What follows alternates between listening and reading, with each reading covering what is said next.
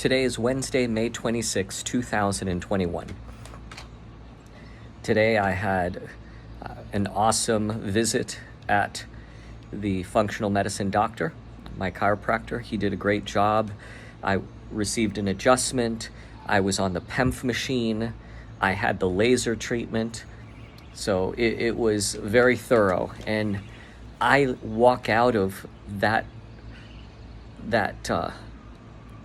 those types of appointments, I walk out feeling noticeably better. My posture straight and feeling as if I'm walking on air. I notice that I'm very thirsty, so the PEMF, which has an ability to aid in detox, is clearly doing so. The laser really does wonders softening up the tissue around my esophagus. For that reason, I'm always excited to have that laser treatment and to sing in my car afterwards. And I notice a difference for sure. I'll tell you also that I woke up this morning feeling well. The approach that I took last night is this. Last night was the first night of running the Rife machine while I'm sleeping. And that was actually suggested by Serena's dad when he was visiting, because I talked about how many hours of my day this takes. And I had thought about that before, but I'd also heard that it could upset REM sleep, which if it does, then that's a problem. So for most people, it could do that. I just assumed I was most people. So I tried it last night, and it's still really too early to say. When I woke up, there were some bags under my eyes, but I've had that from even having just the oxygen. But I'll share with you tomorrow in a video what my setup looks like. I have the PEMF, the Rife machine right next to me, the oxygen machine in another room with this long hose in order to keep it from making so much noise inside the bedroom. And I sleep with oxygen now and the Rife, and I have those nightshades, those cloth nightshades to cover my eyes so that the light doesn't keep me awake all night. It seemed to go well. I slept. I woke up once to use the bathroom and fell right back asleep. I don't recall having difficulty sleeping. Hopefully that will work, which will mean I could be more productive in the day and work on other things and not feel trapped, because to some degree I feel trapped, that I can't leave the vicinity of my living room because I can't be away from the machine for more than 5 minutes or 10 at the most. I am getting ready to leave for the church. Serena and I both are attending a prayer meeting. We're going to talk about the prayer ministry and pray together. So I am very eager to attend this meeting. We'll have an hour drive there, an hour drive back, and plus the time that we're there. So I just wanted to share what is on my mind and what is happening. The thoughts that are on my mind are that things are working. They're just working differently than what I imagined. I am having trouble swallowing still, but I don't believe it's a bad thing. I don't believe it's because the tumor has grown. I believe because it's shrinking. And I believe that the tumor is shrinking in such a way that as it's shriveling inward, and things coming in from the top are getting caught where it's shriveling. At least that's what I feel as I try to describe what's happening internally. Of course, I can't see it. So I get this picture in my mind, and that is what I'm envisioning and imagining. I am officially bumping up today the drink, the antioxidant drink, the Asian antioxidant drink with the 10 drops of frankincense essential oil to 3 times a day. And my mother-in-law came up with an idea for me to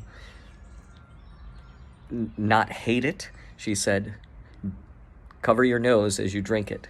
I did. It helped. It's not that I can't taste it at all, but it made it a little easier to go down. So it worked. So I'm grateful for that suggestion. She apparently used that approach with Serena and her sister when they were growing up. And it seemed to help. And it definitely helped me. So I'm grateful for the suggestion.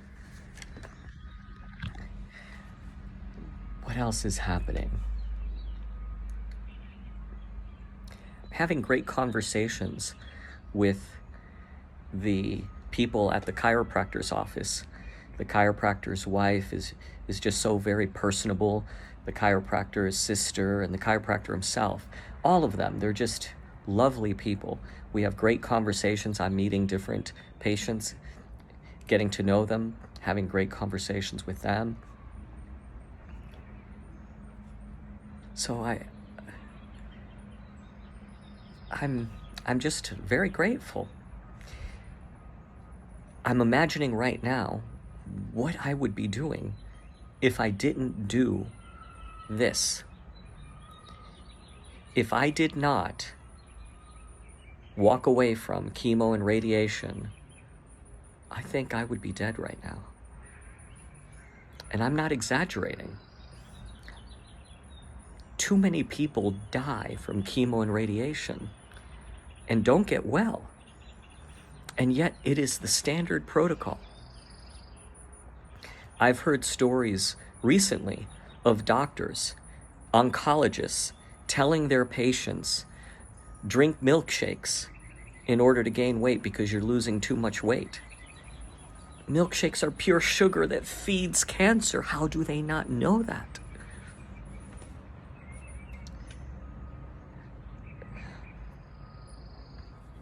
I'm glad that I am following my own path, following the path that God has outlined for me. I have peace with this. I have faith and confidence in this. One of the realities you will discover if you ever become a patient, or when you become a patient, is you have to be your own patient advocate. You can't trust, or let's say this, let me say it a different way. You can't leave that in the hands of the doctors. They know what they know, but they don't know what they don't know. So it's up to you to be your own patient advocate and try to find the information that will help you and make a choice. For me, the choices that I'm making, I'm trusting those choices because of the people that are praying for me and the prayers that I'm offering myself. And I believe God answers prayers. So when I make a decision, it is a prayerful decision. And I don't second guess those. So I encourage you to do the same. Become your patient advocate. Learn, pray, make a decision, and take that step of faith. We are back from our meeting at the church, and it went incredibly well. It was a vision casting meeting for the future of the prayer ministry, and we were brainstorming ways to grow prayer.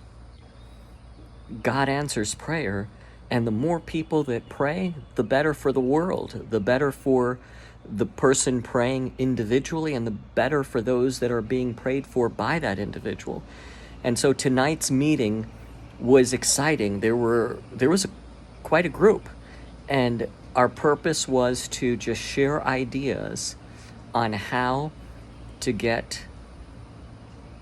facilitate prayer, how to encourage prayer, how to educate others on prayer. So I was in my element, and so was Serena, and we were surrounded by people that we adore, and I couldn't have asked for a better end to the day. So now I'm going to get ready to eat something, and get my setup together and do some work until it's time to go to bed.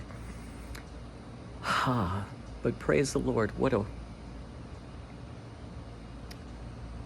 an amazing day. I'll close with this thought. I just read a card.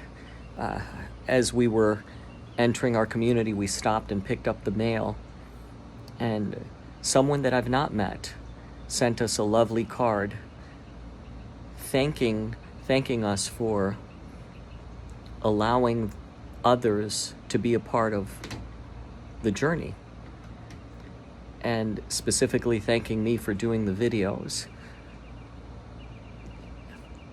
My response to that is, thank you.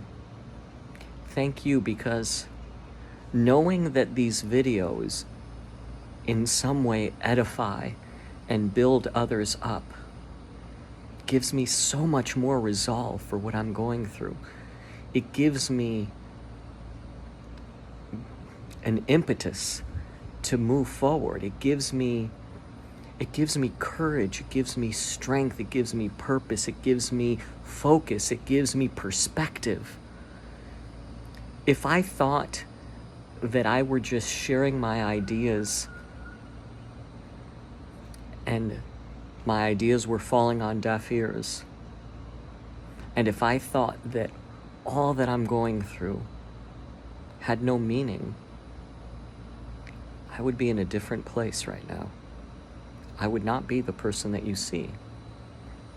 But I know that my suffering has a divine purpose, and I am overjoyed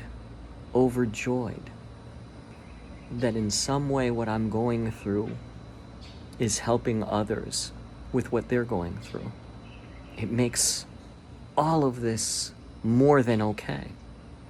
I've said this before, that if God said to me, Michael, I want to use you to make an impact on people's lives, and I want to use you in some way to draw people closer to me. Are you game? Are you up for it? I would say yes. And then if he were to ask, well, what if I were to tell you it involves some suffering? My response would still be the same. Yes, of course. Of course. So, I am so glad to know that these videos, in some way, encourage and edify you. This is essentially my diary. And that's why 99% of the time when I'm making these, I'm alone. Because while I'm aware that others are going to look at this, I want to be alone with my thoughts when I'm sharing. Because I want you to really hear from me.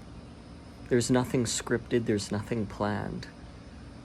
It's just what God's doing in my life and how he's using the situation in my life. Yesterday I talked about walking on water. That was an epiphany. Today, I'm brainstorming ways to encourage prayer and actively working towards the future, because I have every expectation of being there to see this come to fruition. I have every expectation of getting my hands dirty and being a part of building that ministry. And as I was, as Serena and I were driving home from our meeting, we spoke to someone that we call him our nephew. He's our adopted nephew. And he's back in town. And I'm so overjoyed that we're going to see him. And we'll get to spend some quality time with him. And I'm thinking about the future. There's no fretting about the circumstances. There's only hope in the future, because with God, all things are possible.